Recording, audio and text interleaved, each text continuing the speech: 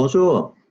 Alors, mardi 26 mai, nous poursuivons notre quarantaine missionnaire et nous poursuivons aussi notre neuvaine à l'Esprit Saint. Nous en sommes au 5e jour de cette neuvaine à l'Esprit Saint qui doit nous préparer à la fête de la Pentecôte. Alors, le temps est venu pour moi de commencer à partager avec vous quelques mots concernant les 4 sens de la Pentecôte. Alors, c'est très important. Donc, les 4 sens de la Pentecôte qui sont 4 accomplissements. Vous voyez?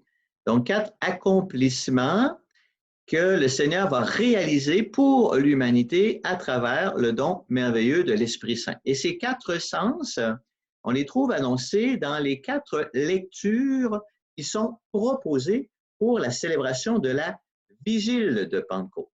Alors, ceux qui sont donc les plus curieux, alors vous pouvez aller sur le site aelf.org et que vous avez ici, je vais vous le montrer.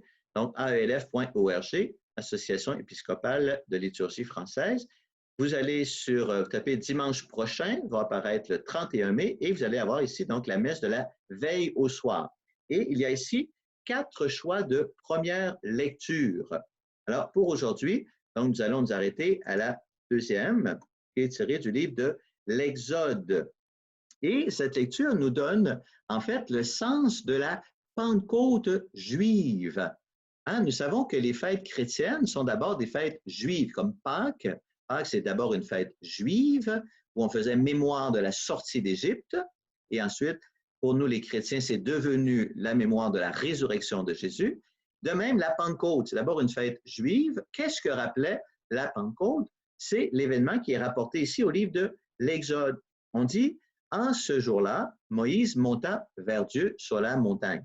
En fait, il faut aller lire quelques versets auparavant où on précise le 3e mois après la sortie d'Égypte.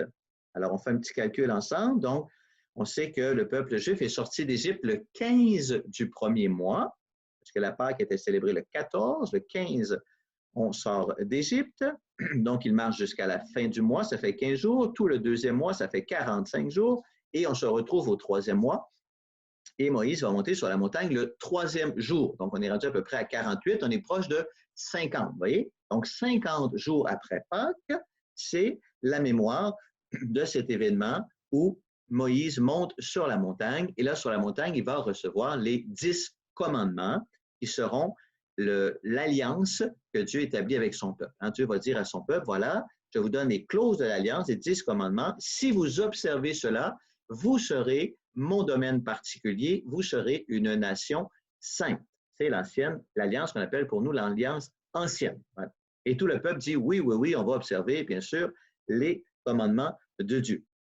Mais dans les faits, on sait très bien qu'ils ne seront pas capables. Et toute l'histoire de la Bible, toute cette histoire sainte, depuis l'Exode jusqu'à la fin de l'Ancien Testament, nous montre que l'être humain, laissé à lui-même, laissé à ses propres forces, ne peut pas, n'arrive pas à vivre en fidélité à la loi de Dieu. Pourquoi? Parce que son cœur est blessé. Il porte dans son cœur des profondes blessures et il porte dans son cœur toute une histoire, toute l'histoire de l'humanité blessée. Pas seulement les blessures de notre propre histoire, mais à quelque part, c'est toute l'humanité blessée qu'on porte dans notre cœur. Alors, donc, qu'est-ce qui va se passer? Le jour où les Juifs célèbrent la Pentecôte, les apôtres sont réunis au Cénacle et voilà que survient le feu de l'Esprit Saint et un vent, comme le bruit d'un vent violent. Donc, ça rappelle les événements qui se sont passés au Sinaï et l'Esprit Saint est communiqué aux apôtres et cet esprit va devenir pour nous les clauses de l'Alliance nouvelle. Pour nous, l'Alliance nouvelle, elle n'est pas scellée sur des tables de pierre où on a les 10 commandements et Dieu nous dit, voilà, observez ces commandements et vous serez mon peuple. L'Alliance nouvelle, elle est scellée dans l'Esprit Saint. La fidélité à l'Esprit Saint. Voilà ce qui nous est demandé, donc une fidélité intérieure, non pas fidélité extérieure, observer les commandements, fidélité intérieure.